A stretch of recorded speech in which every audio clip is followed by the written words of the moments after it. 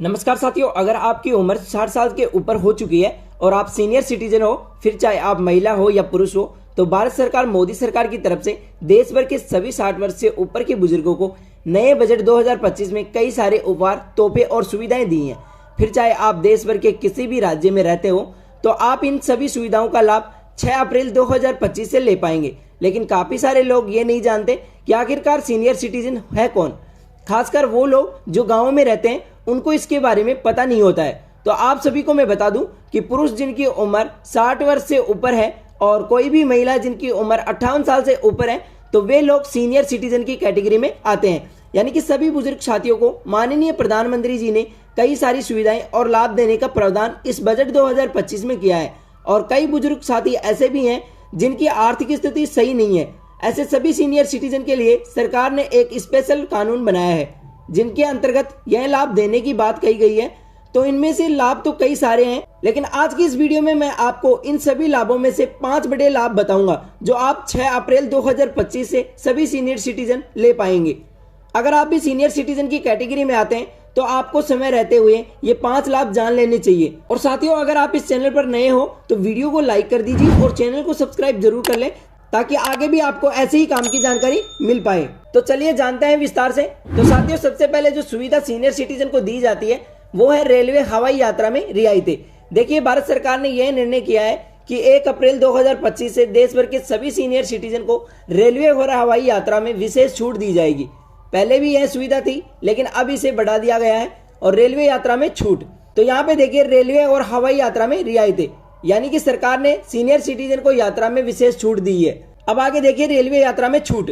पुरुष senior citizen को किराए में 40% की छूट मिलेगी और महिला सीनियर सिटीजन को 50% की छूट मिलेगी, और यह सभी क्लास पर लागू रहेगा, फिर चाहे वो जनरल हो या एसी हो। इसी के साथ हवाई यात्रा में रियायतें दी जाएगी।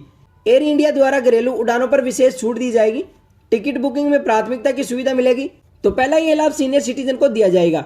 अगला लाभ है वह है स्वास्थ्य सुविधाएं।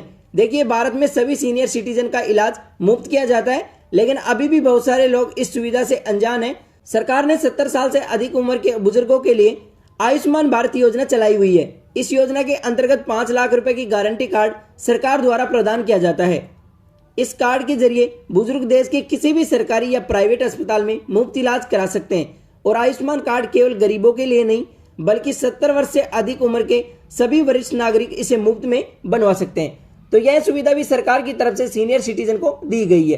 अब साथियों, अगला लाभ जो सीनियर सिटीजन को जाता है वो है बैंकिंग सुविधाओं को लेकर। तो देखिए, किसी भी सीनियर सिटीजन को बैंकिंग सेवाओं में भी कई सारी सुविधाएं दी जाती हैं।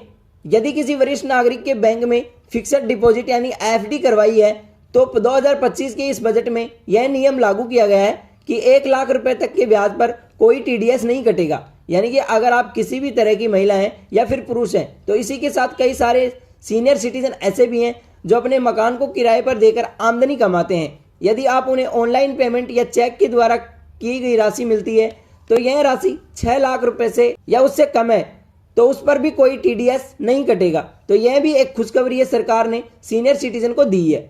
अब साथियों, अगला लाभ है वो है सामाजिक सुरक्षा पेंशन।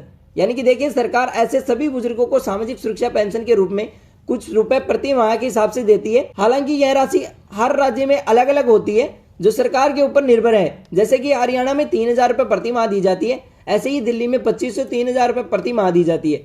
तो यह सुविधा विशेष रूप से गरीब बुजुर्गों, जो गरीब हैं, जिनके बीपीएल राशन कार्ड बना हुआ है, उनके लिए चलाई गई है। अब साथियों, जो अगला लाभ है वो है कानूनी सुरक्षा, यानी कि कानूनी अधिकारों की सुरक्षा। वरिष्ठ नागरिक अधिनियम 2007 से लागू किया गया है। माता पिता और बुजुर्गों की देखभाल सुनिश्चित करने के लिए यह कानून बनाया गया है। बुजुर्गों को अपनी संपत्ति और भरण पोषण का पूरा अधिकार दिया गया है। सरकार द्वारा फ्री लीगल हेल्प भी उपलब्ध कराई जाती है, जिसमें वरिष्ठ नागरिक को मुफ्त कानूनी सलाह और सहायता भी दी जाती है। तो साथियों, इनमें से सबसे अच्छा लाभ आपको कौन सा लगा, हमें कमेंट जरूर करें। और अभी तक वीडियो को लाइक नहीं किया तो वीडियो को लाइक कर दीजिए और चैनल को सब्सक्राइब जरूर कर लीजिए। धन्यवाद।